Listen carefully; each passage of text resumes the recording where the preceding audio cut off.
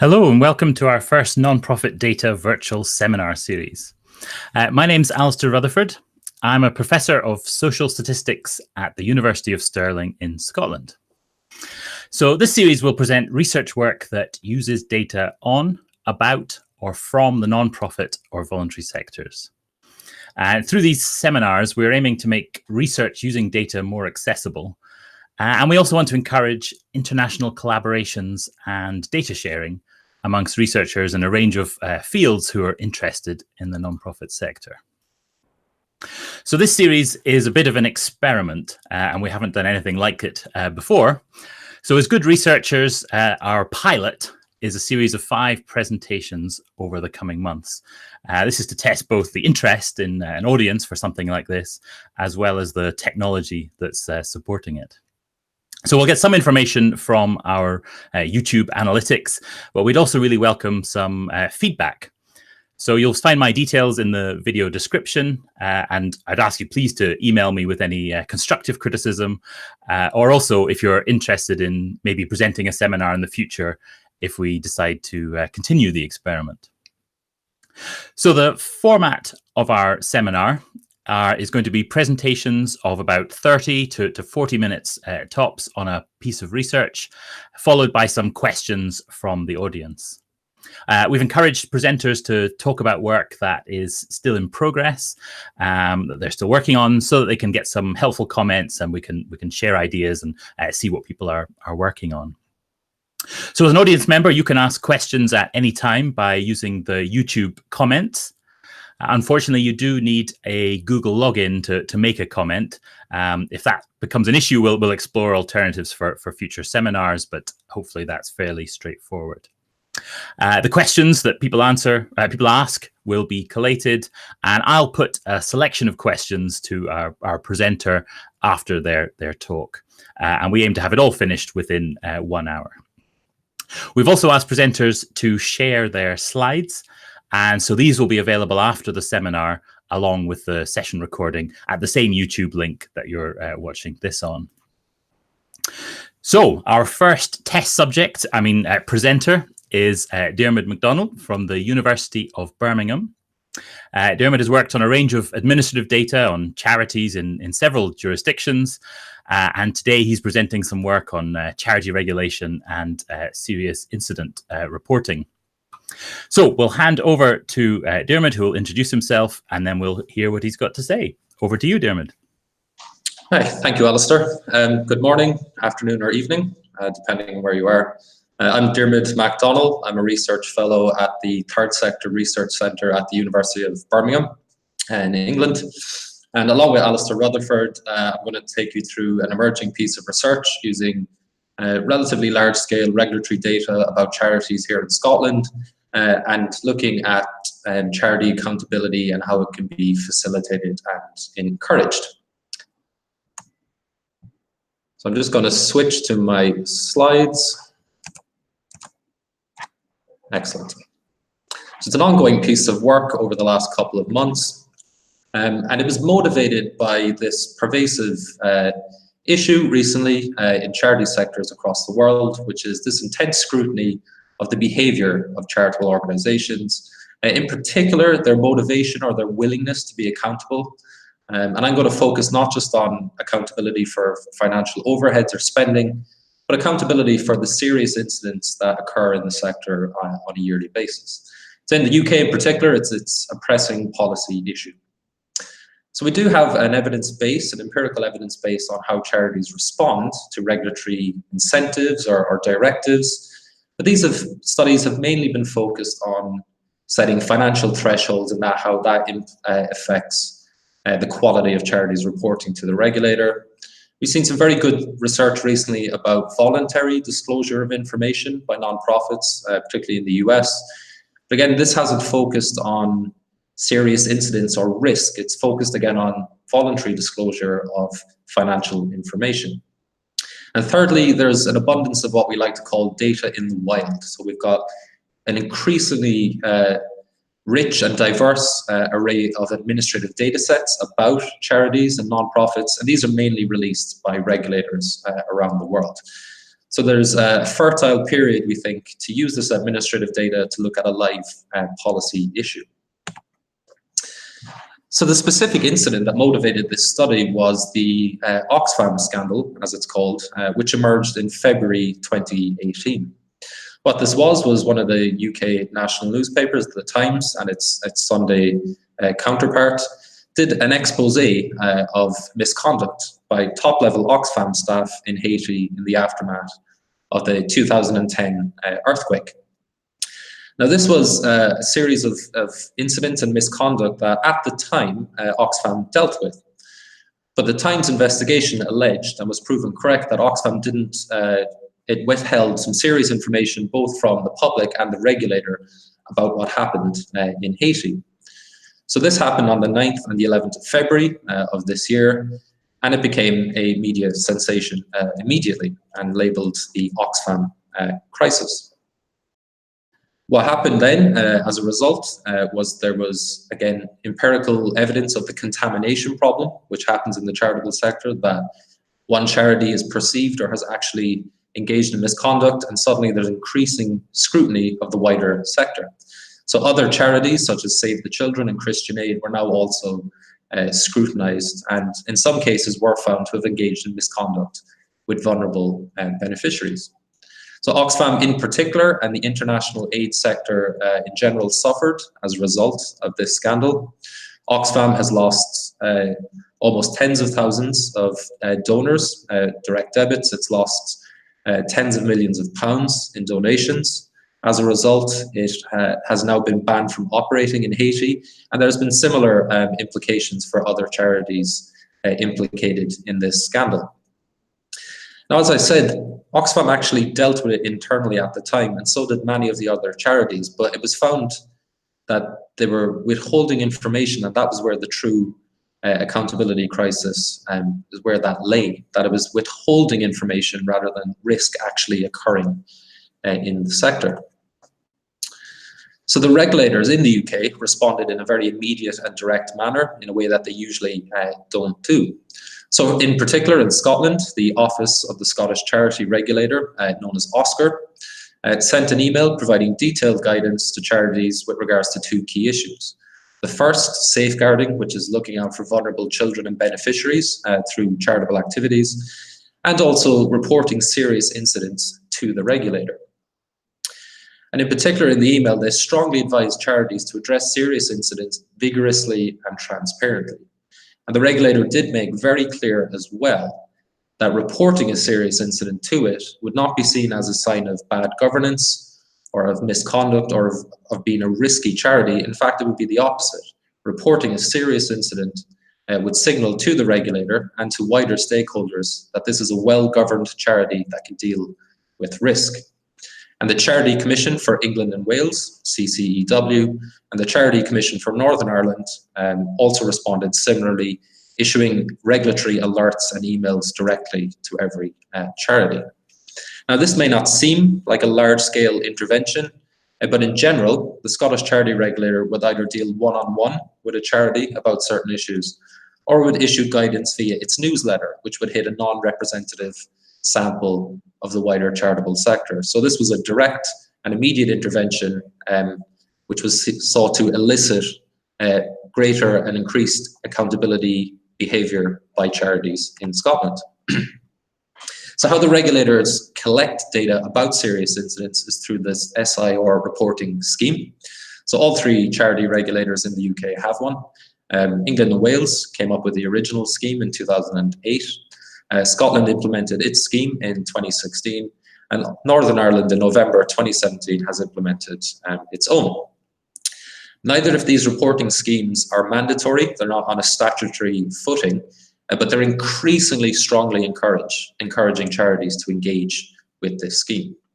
And the types of incidents that the regulator would like to hear about, and it's not a complete exhaustive list, but we see some common types of incidents such as fraud and theft, either by or to the charity, criminal activity occurring around the activities of the charity, trustees who are disqualified and shouldn't be involved in the organisation, safeguarding issues, internet scams, etc. There's a list that we'll see in a moment relating to Scotland. So it is up to the charity itself what it decides to report, but it has some guidance on the normative expected issues that occur in the sector. So this research project sought to explore the reporting of these incidents to the regulators. And we started with a very general aim. So what effect did the Oxfam scandal have on the willingness of charities to be transparent or accountable? Once we did some digging in and spoke to the regulators, we realized that there was something specific to analyze. So these were the specific regulatory interventions in the wake of the Oxfam scandal. So these regulatory alerts and contacts to all of the charities posed us an intervention that we could analyze. So the research design, so we thought long and hard about a research design that would give us a quasi-experimental approach. So we could identify a causal effect of regulatory intervention in this matter. And it was guided by two research questions. So were these regulatory calls to action for more accountability, were they an effective incentive for the sector to increase its serious incident reporting rate? And then did the impact of this incentive vary across the UK charity jurisdictions? So we wanted a very robust research design that would identify a causal effect. The design we settled upon was called Interrupted Time Series Design. So ITS for short, it estimates a causal effect of a large-scale intervention on an outcome. So in particular, it's used to look at policy changes occurring at a particular point in time. So ITS, it divides what we call a time series. So that's repeated observations on the same measure over time. So it divides that time series into two segments, and it uses regression techniques, as Penfold and Zhang say, to measure statistically the changes in level and slope in the post-intervention period compared to the pre-intervention period. And we can see this visually quite easily. So here we have a hypothetical time series. So we have an outcome, so we have a metric outcome, something we measure using numbers. We record this outcome at evenly spaced time periods, represented here by the numbers 1, 2, 3, 4, etc. on the x-axis. And we can see in the pre-intervention period, so this is time period 1 to 6, we've got a level of reporting, and that level of reporting is flat. Then in time period 6, there's a regulatory intervention, for example. And once we measure again in time period 7, we can see that there's been both a change in the level of the outcome and the change in the slope, a change in the relationship between the outcome and time. And this hypothetical example, I think, really demonstrates the power of ITS to identify a causal effect of a policy change. So what are the strengths of this method as it applies to our research project? So it controls what we call the secular trend. So this is just the true relationship over time. So is it a straight line in one direction? Is it flat? Is it an N or U-shaped relationship between time and the outcome? Is there seasonality? Does it vary over time? We can control for that using that method. It's also good for conducting analyses on population rates. So we can get individual level data. We can get information about individuals or charities or organizations. We can aggregate that information and we can say something about the population at large, which is very good. We can also conduct stratified analysis. So we can have different lines for different types of charities. So we could have one line for international organizations similar to Oxfam. We can have another line for social services charities, another line for culture and recreation, etc. So it's a very good method for that as well. We can also use it to analyze unintended consequences, which is quite a powerful feature. In our example, we're interested in the serious incident reporting rate, but maybe the regulatory interventions had an impact on the reporting rate by the public, who can also report misconduct in the charity sector. And what we do simply is we look at the y-axis where we have an outcome and we just swap in a different measure and see if the slope and the level of reporting or the outcome changed as well. And I leave this to you to agree in the YouTube comments, but I think it's a fairly clear and easy to interpret graphical approach as well. The method does have some limitations. This is a rule of thumb instead of a statistical property, but you do need to have at least 8 observations pre and post intervention. So in our hypothetical example, we don't quite have enough observations to really identify a causal effect reliably. It's also difficult to find suitable control or comparison cases. In our instance, this could be other charity jurisdictions that didn't implement an intervention, because then there are differences between countries and jurisdictions that we would find it very difficult to control for. So it's a good approach if you have n equals 1, so you have one jurisdiction or one intervention for one population. And because we're working with population rates, we cannot make inferences about individual level outcomes. So we can't say much about how individual charities actually responded to the regulatory calls to action made by OSCR and the other regulators. However, weighing up those strengths and weaknesses, we can get to a robust, unbiased estimate of the causal effect of an intervention once we account for the following. So as I said, the secular trend, what we might call the correct functional form. So that would be the true relationship between time and the outcome. We also need to account for seasonality or cyclicality in the time series. Maybe there are particular months in the year where charities in general don't report very often. Maybe they're concerned with their mandatory reporting requirements in March or April, for example. We also need to account for the duration of the intervention. ITS is very good when an intervention happens in one time period, but of course we can think of policies that take multiple months or weeks or quarters to implement, and we need to control for that as well. One of the key things we need to take into consideration are what are known as competing contemporaneous interventions. Now these are other policy initiatives, these are other phenomena happening at the same time as our regulatory calls to action, and then we would misattribute the effect of these competing contemporaneous interventions to the regulatory call to action. So we need to really dig deep into what happened around the time of the regulatory interventions in order to assess the causal effect. We also, in any statistical analysis, need to take into account random variation, how from 1 month to the next, the reporting rate is going to be higher or lower just due to random chance. And finally, quite important to ITS is autocorrelation. Traditional correlation is an association between the values of two different variables. In this case, autocorrelation is the association between the values of the same variable. So is there an association between previous month's reporting rates and what we observe after the intervention? And we can sum up interrupted time series analysis using a fairly simple formula. So we have an outcome, y, at time t, which is a function of a constant. And then there's the effect of time, which is the capital T, our second parameter.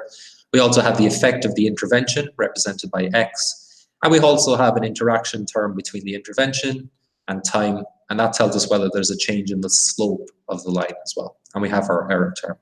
And there's a very easy to use ITS statistical package in Stata 15 called ITSA. And there's documentation by Linden from 2015 in the Stata journal if you need to implement this approach. So what we're here for, data, what kind of data do we have? So we've got, at the moment, serious incident reporting data for Scotland, covering the period April 2016 to May 2018 at the moment. April 2016 is the first month of the reporting scheme. Our descriptive analysis so far, we have 221 charities submitting 240 reports regarding 287 serious incidents in the first 26 months of the scheme. In any given year, over that period, there have been about 24,000 active Scottish charities. So reporting rates in absolute terms are quite low at the moment. And we have reason to believe that they should be higher. What we do is we take this individual level data, we aggregate it up, and we construct a population level time series. So the outcome we're interested in measuring is the number of serious incident reports per month. We can see what the data looks like. So this is an anonymized kind of synthetic version of the data that we work with. So we've got variables capturing the report ID, which charity it is, when the incident was reported, what type of incident it is. And as you can see, in one report, charities can report more than one serious incident. There's the main regulator that will be dealing with the incident. We've got charities in the UK that operate across Scotland and England and Wales. So It could be a different regulator who should be dealing with this serious incident. And then we've got some interesting measures from the regulator's perspective of what they think the impact of this serious incident is. So potential demise is the regulator's judgment of, whether this incident could lead to the actual dissolution of the charity itself. Is it serious enough? And does this incident need to be reported on further? Does the charity have to come back to OSCR after a period of time and say, yes, we've dealt with it, here's the latest status? And has this incident and charity been referred to its local authority representative body? So we have 32 local authorities in Scotland, and charities can go to that umbrella body for support to deal with this incident. And finally, we also know who reported the incident. And in about 70% of cases, it's a trustee coming forward to the regulator about the incident, but it could also be a member of staff, it could be a senior manager, it could be a volunteer reporting, but it is somebody internal to the charity reports to the regulator. So let's look at some of our emerging findings. So these are the number of serious incidents reports per monthly reporting period. So we can see at the very beginning, when the scheme was launched, there were about 8 reports made to OSCR. Then there was a big jump in the next month, in May 2016. We think that's probably just due to increased publicising of the scheme. And we can see there's quite a lot of what might be seasonality and random variation in the time series. And as we move along the x-axis to February 2018, where we've drawn the dashed vertical line, we can see that the number of serious incidents reported per month jumps up to above 20 for February and March, and comes back down again to about 15, 14 for April and May 2018. So we see some tentative evidence that when the Oxfam scandal happened, when the regulator sent these calls to action, there was some increased reporting. But we don't know if that's a causal effect yet. This is just the descriptives. So we can look at the actual types of incident reported as well, and we can split it up by the pre-Oxfam scandal and the post. So pre-Oxfam would be everything from April 2016 to January 2018, and post-Oxfam would be February 2018 to May 2018 so far. So we can see in the post-Oxfam period, we are seeing more reports and we are seeing more incidents reported as well. We can tentatively look at whether there are different types of incidents reported as a result of the Oxfam scandal. We can see certainly with regards to safeguarding, there was only 1 in the pre-Oxfam period. Excuse me.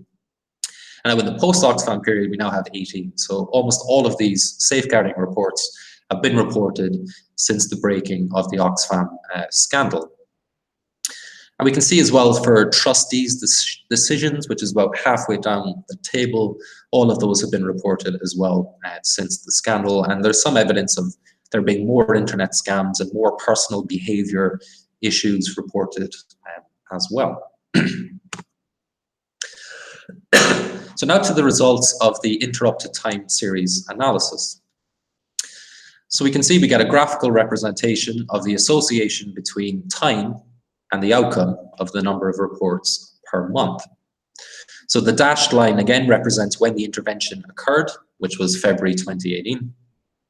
So in the pre-intervention period, we see we have almost a flat, slightly downward trend in the number of serious incidents reported. So that's the linear association between time and the number of serious incidents reports per month.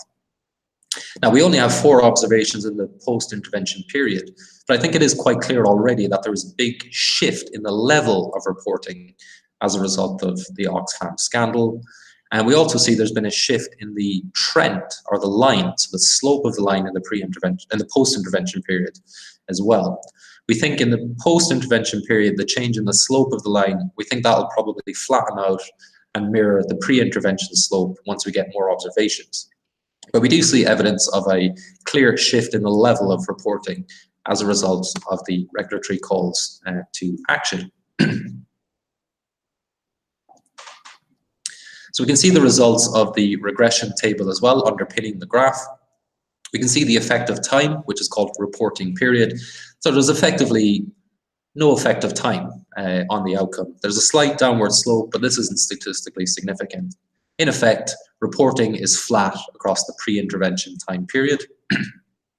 what we've termed regulatory action. So February 2018, when the regulator sent calls to action, we can see a huge jump in the number of monthly reports, estimated on average as 18 additional reports as a result of regulatory action per month.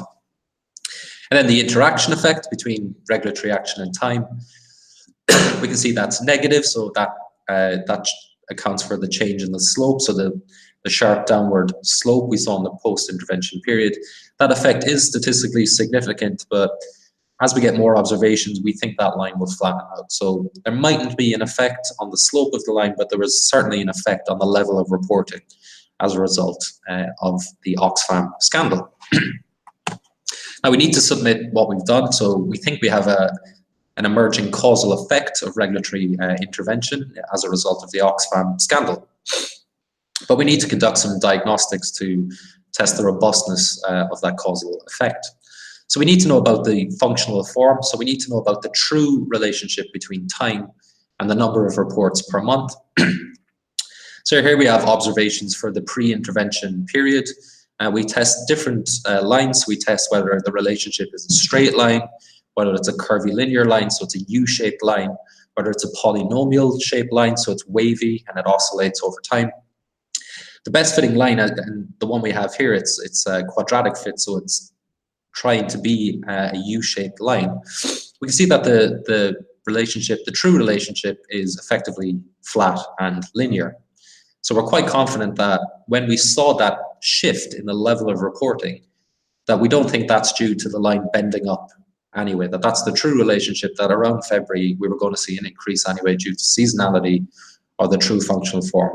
We don't think that's the case.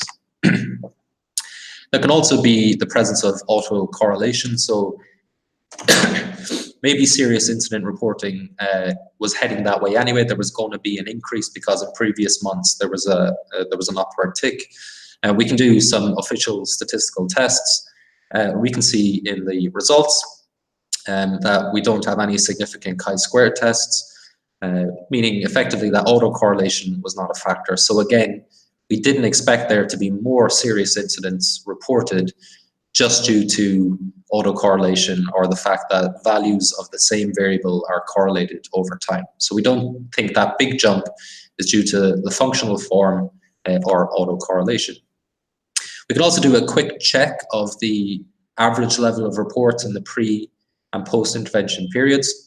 So group 0 is the pre-intervention period, those 22 months. On average, we see about 8 serious incidents reported per month. In the post-intervention period, of which we have 4 months data, we see 17.5, so we see about 18 reports per month on average. That's a difference of about 10 reports, so we can see this is a statistically significant difference in the means between these two periods. This isn't robust, but this is just further confirmation that what we're seeing is almost certainly a causal effect of the regulatory intervention. But we have some more diagnostics to conduct as we go further. So this is not done as much as I would like it to be. So we need to procure further data from OSCR, so that's the Scottish regulator, Charity Commission for Northern Ireland, and Charity Commission for England and Wales. What we want to do is we want to collect 3 years worth of full data for Scotland, which takes us up to the 31st of March 2019. Now we're in negotiation with the Northern Irish and English and Welsh regulators. We're at different stages with both. The general point is that it's incredibly important to build one-to-one personal relationships with the people tasked with sharing the data with you. Open data initiatives are prevalent, but we are still dealing with people at the end of the day, and getting data is very much a one-to-one relationship process. So we're working on that. If you need to vent or to get advice about how to deal with regulators to get them to open up sensitive data, then please get in contact with us. We have further diagnostic checks to conduct. So we need to dig further into whether there were competing contemporaneous interventions, other things that happened. Did charities receive letters from other stakeholders, other representative bodies, where there are further, media reports that may have led to a spike, not just the regulatory intervention. The good thing with testing for that is that we don't necessarily need quantitative data. We just need a good qualitative, deep understanding of February 2018 and what happened around that period. We can also try alternative estimators for the regression results for interrupted time series analysis. We've done some testing of that. We are getting consistent results, but we just need to formalize those tests. We can also test different intervention periods, so we can shift that dashed line. We can move that back through the months and see if we see similar shifts. If we see similar shifts in the level of reports, then maybe there is some argument that there's just random variation going on, that they're going to spike and peak at different points. We've begun that process as well. We see no shift comparable to what we've seen in February 2018, but we need to carry on with those tests as well. When you have data like this on your hands, we want to do some more statistical modeling. So we want to do some logistic regression or some multinomial logistic regression, trying to predict not just the types of charities that come forward, but if you come forward, what types of incidents are associated with different types of charities as well. We also need and want to share the repository of syntax and data. This is confidential data. What we've done with a previous paper analysing the first year worth of serious incident reports in Scotland, where we did some logistic regression modelling. We anonymised the data set as best we could.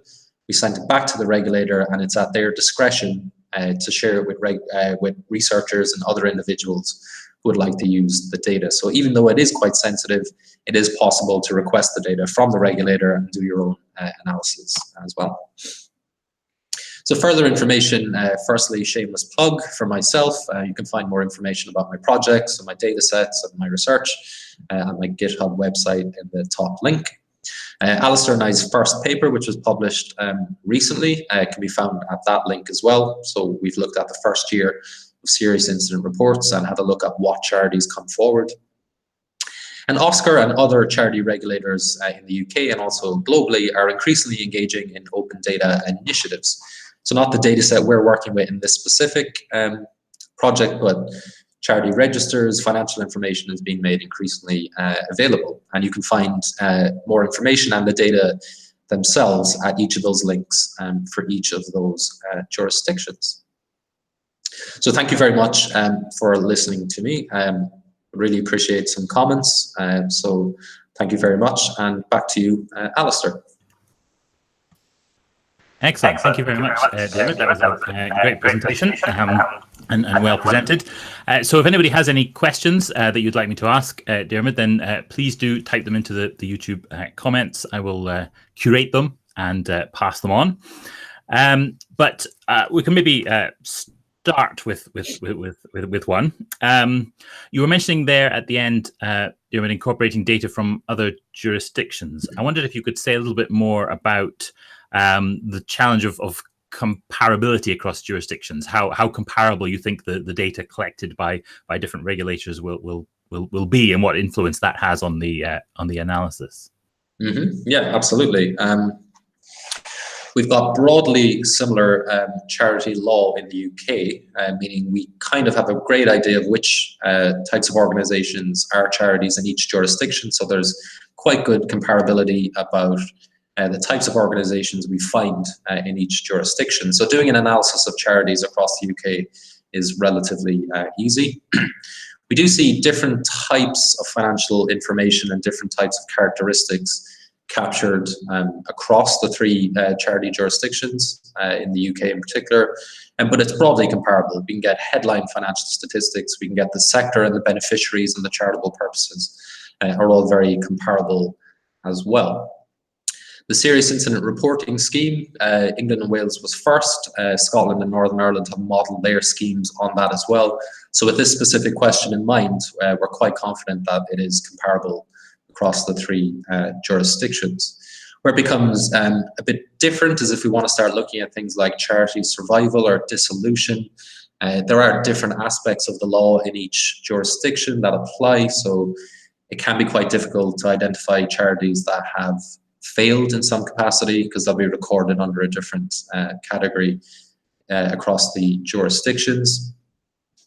But certainly in the UK, and the Republic of Ireland has broadly similar charity law as well, there is considerable scope for cross-national comparisons, and it's an under-researched aspect of the non-profit sector as well. And we're quite good at looking over time, but we haven't done as much yet cross-nationally. Excellent, thank you.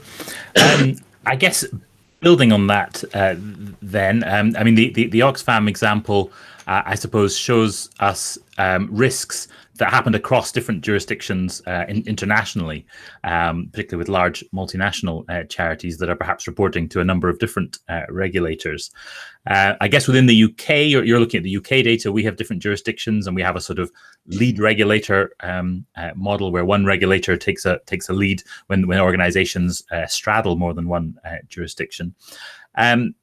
Do you have any reflections on that? I suppose on the risk, on the serious incident reporting for organizations that go beyond the particular jurisdiction where you have the data, or the challenges for regulators in trying to capture that information when organizations are operating across several jurisdictions? Mm-hmm. Yeah, that's a really good question.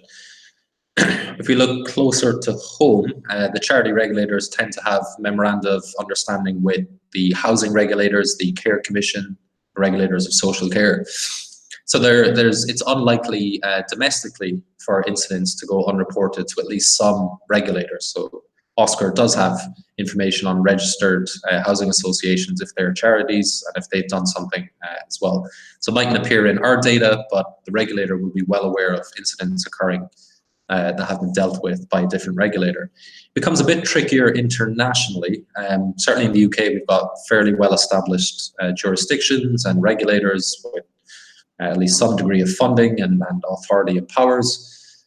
You think of Oxfam operating in Haiti.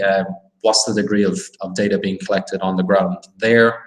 We've got a normative argument that these international charities should be accountable not just to their regulators back home, but to the institutions and the individuals in the countries they're operating in. That's an area that needs further development. We've seen some good on different topics, such as in Tanzania and South Africa. We are seeing some increased data collection initiatives, which is capturing local information on these international NGOs. But we still have a ways to go. So there are probably still incidents occurring on the ground internationally that are not going reported back to the regulator, or maybe recorded in the country where the activities are taking place, but are not then being shared back with the UK regulator. So it's certainly an area that needs to be addressed, and I think researchers have a role as well to support robust, accurate data collection that can help us, regulators and researchers, going forward. Excellent, thanks. And then I guess one about the methods, if I can. So I guess we traditionally think of causal methods as being sort of experimental designs, randomized controlled trials. You're presenting there sort of a quasi-experiment type causal method. I wonder if you could say something about how well the data that you can get from regulators, sort of administrative data, suits the sort of causal methods that you're using. Mm-hmm. Administrative data in general is particularly amenable to quasi-experimental approaches. That's due just to policy changes. Usually we get data that's collected at geographical regions, so we can see something implemented in one area of the country and not implemented in another, and it creates these natural experimental conditions. So administrative data in general, no matter what your topic, is particularly good for quasi-experimental research. The key is to understand the different techniques and to be able to identify those in the data. And the administrative data as well is very good for looking at rare outcomes. As you can see, 220 charities reporting, that's out of 24,000 organizations. It'd be very difficult to do a survey. You could make claims that charities wouldn't even respond on such a sensitive topic.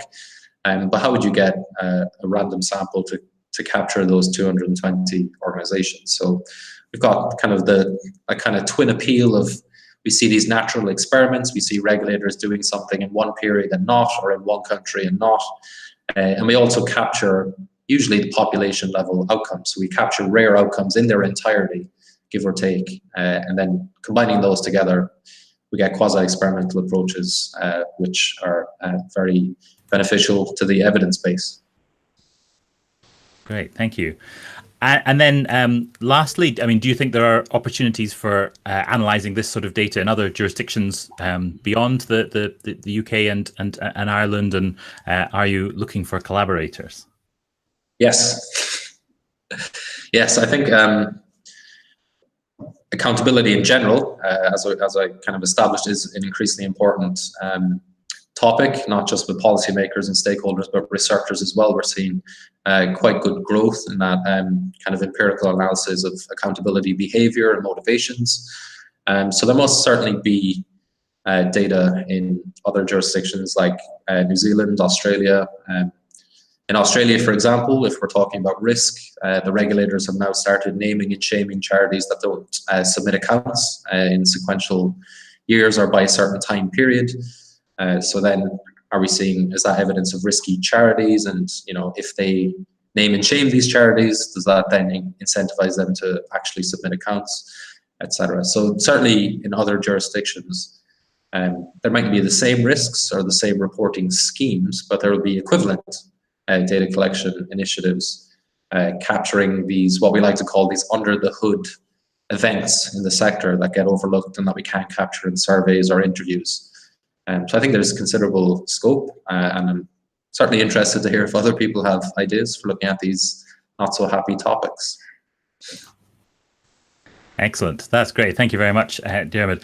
So I think that brings us to the end of our first seminar then. I'd like to thank Diarmuid for his presentation and for agreeing to be our guinea pig, being the presenter in the first session. And I'd also like to thank the audience for participating in this experiment, for viewing the presentation. As I said earlier, I'm really keen to get your feedback to see what we could improve and see if there's interest in more seminars like this. We do have a program of 5 seminars that we're doing to try this out, which are showing now, and which you can find on the YouTube page. So our next session is on the 18th of October, when Jesse Lisi and Nathan Grassi will be presenting on the gender pay gap for non-profit executives. So I would encourage you to watch that, and also to share that with anybody that you think might be interested. We're keen to get as many people involved as possible. Remember that recording of this session will be available at the same YouTube link that you're watching at now shortly after the session. So feel free to share that recording with anyone who's interested as well. That'll be available for people to watch. Thanks again, and we'll hope to see you next time.